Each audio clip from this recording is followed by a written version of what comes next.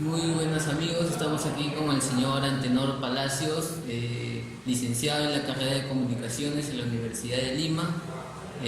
Actualmente está trabajando como director de América Televisión. Muy buenas noches, señor ¿Cómo estás? Antenor ¿Qué tal? Palacios. Eh, ¿Por qué decidió estudiar esta carrera? ¿Por qué decidí? Yo a veces pienso, fue por causa de mi casa. Con mi casa siempre paraba a malograr el televisor. Al final terminé trabajando en televisión porque me gustaba mucho ver televisión en mi casa. Y bueno, en esas épocas era blanco y negro todavía. Eh, Teníamos un televisor un poquito viejo, entonces se malograba, tenía que ir a la casa de un vecino, tenía que ir a un lado. Veía los programas de televisión, pero siempre me preguntaba qué hay detrás, ¿no? Porque uno ve por adelante, ¿no? Y cuando, por ejemplo, se iban a comerciales, decía, ¿qué pasa en los comerciales? Porque, ¿no? Están ahí, pero ahorita hay otra cosa, ¿no? Entonces yo de niño tenía eso, o por ejemplo, me ponía detrás del televisor para ver la pantalla y no, o sea, para mí era, de niño, decía, ¿cómo es posible que la imagen llegue, ¿no? Se pueda ver, o sea, ese tipo de cosas era lo que a mí siempre me gustó y siempre que veía yo, por ejemplo, un programa de televisión, yo leía los créditos y leía, ¿no? Que los créditos, qué cosas decían, y yo decía, tanta gente trabaja y esa no se ve, ¿no? Y es parte del programa. Entonces eso fue un poco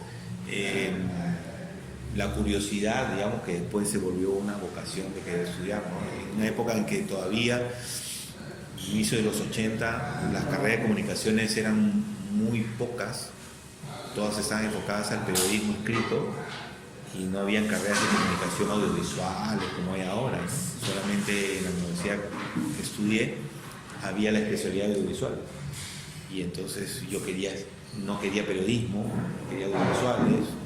Cuando mi papá le decía yo quiero estudiar comunicaciones, y me decía, ¿qué es eso? No, le digo, quiero trabajar en televisión. Él pensaba que quería ser actor. Y me decía, no, yo quiero trabajar detrás. Entonces decía, ¿quieres ser técnico? No, quiero producir. Era muy poco conocimiento de esa carrera, de la ciencia de la comunicación en esa época, pero mi familia, gracias a Dios, me apoyó y pude lograr la carrera que tengo ahora. Tenemos entendido que usted fue docente. ¿Qué le impulsó a ser docente? Docente, sigo siendo docente, sino que por cuestiones del trabajo que estoy ahora en otras cosas me he dejado. Siempre igual, ¿no? Yo de chico siempre me he dejado entender. Cuando alguien en el colegio no entendía algo, yo siempre estaba presto a enseñar. Muchos compañeros me decían, oye, tú tienes paciencia. Yo siempre tenía paciencia, no, mira, es así, esto es así. O sea, tenía esa facilidad de hacerme entender. Y entonces, poco a poco, cuando estudiaba en la universidad, yo me recurseaba dando clases de matemáticas. Siendo la carrera de comunicaciones, yo enseñaba matemáticas. Claro, era la necesidad de poder enseñar. Y entonces tenía niños, mi cartera de niños, donde yo les reforzaba matemáticas, entonces tenía esa vocación siempre de enseñar y siempre me gustaba eso. O sea que llegó la oportunidad en Minitel, donde todavía sigo enseñando cuando me convocan para los talleres de dirección, hacer el curso, hacer un taller de dirección, cosa que yo nunca había hecho porque un poco uno empieza entrando a trabajar y después dice, oye, de verdad, ¿qué es la dirección? ¿Qué se necesita? Y fui armando el taller hace como 14 años que lo vengo dictando. Entonces siempre fue esa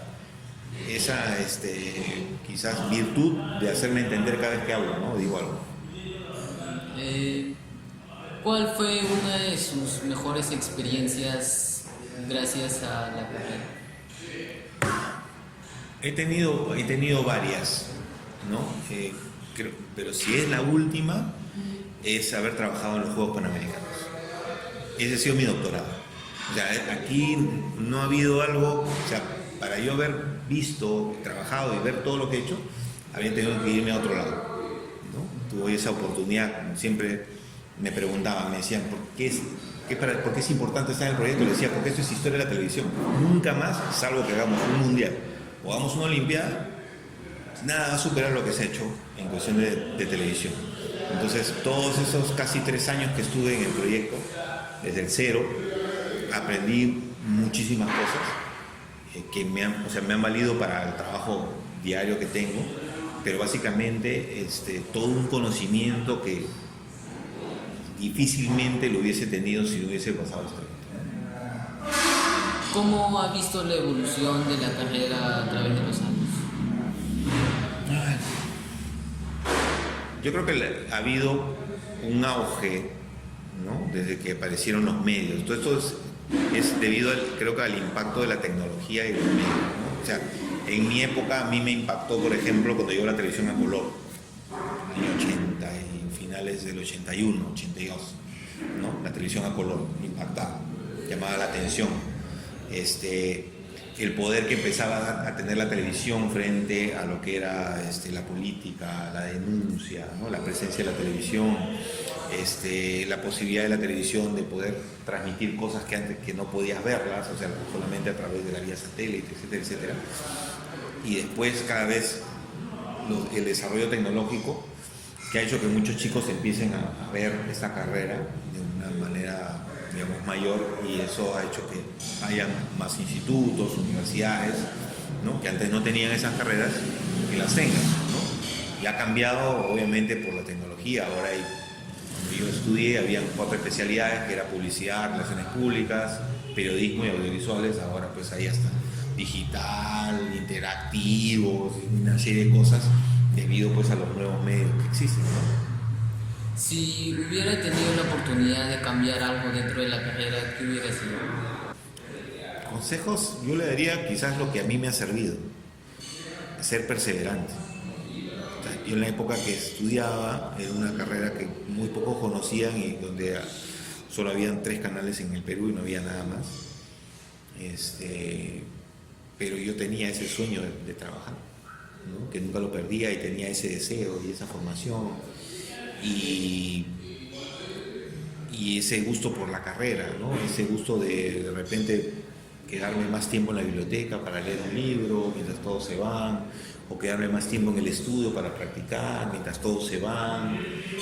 O sea, no seguir al grupo, ¿no? Quizás un poco decir, ya todos se van, perfecto, pero yo me quedo, yo practico, yo le doy más horas, o estar en mi casa y tratar de repasar y estar ahí. Y creo que eso hizo que, o sea, si tú te mentalizas, no solamente decir quiero hacerlo, te esfuerzas por hacerlo, lo logras. Creo que ese es el punto más importante, y eso es lo que me ha servido siempre de aquí a todo lo que he hecho y los proyectos que he estado, ¿no? Siempre que me han propuesto decir hay que hacer esto, ¿quieres hacerlo? De repente hay cosas que nunca había hecho, pero digo, pero si yo quiero hacerlo, ¿qué hago? Me puedo preparar, me puedo formar, puedo ver algo de por aquí y lo hago, ¿no? O sea, y ahora con el YouTube y el Google, o sea, es la maravilla. O sea, yo a veces veo y los chicos digo, o sea, desperdician a veces este tipo de cosas porque hay muchas cosas que puedes aprender ahí, ¿no? Entonces he aprendido cosas de la computadora, cosas también de nuevos temas, y veo y repaso, y estoy siempre, o sea, yo no he dejado de estudiar. Eso también es otro consejo. No dejas de estudiar nunca. O sea, dices, estudié mis 5 años y se acabó. No.